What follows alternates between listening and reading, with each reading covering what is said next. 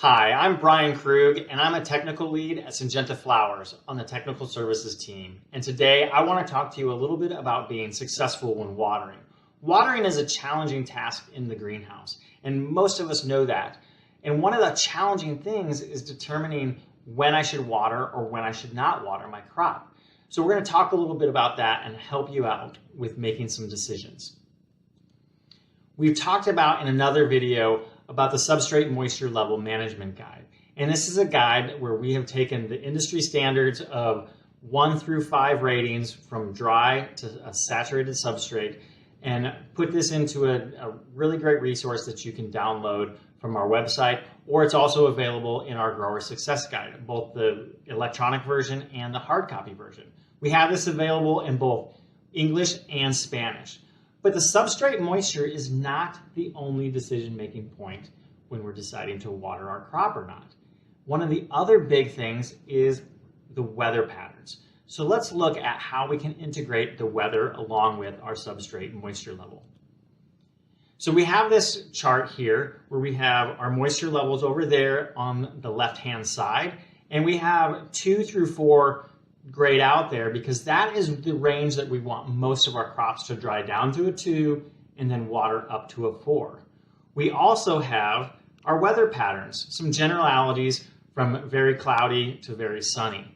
And we kind of match those together by following down the column and across the row and help us make our decision if we're going to water. Now, if our substrate is a level 5, no matter what the weather pattern is, we're probably not going to water. If our substrate is a level 1, we're most definitely going to water, no matter what our weather pattern is. But it comes in that 2 to 4 where we want to be working, where the decision making gets tricky. So let's take a look. If we're at a 2 and we are at a very cloudy scenario, we're probably not going to water. That's not where I would make my recommendation. The plants don't have a huge demand for water, and we can easily get into an overwatering scenario if we do that too often. Now, if we start to get the sun peeking out a little bit, absolutely, we're going to water. Just like when we follow down the column of that partly cloudy to sunny and follow across on to the level 2, we get the raindrops where we want to make the irrigation. And we can follow that along with all of our different parameters there. Now, if you look right here with the 4, and very sunny conditions, we might choose to go ahead and water, especially if it's just barely a 4 and it's in the morning time and the crop is large and mature and in smaller pots.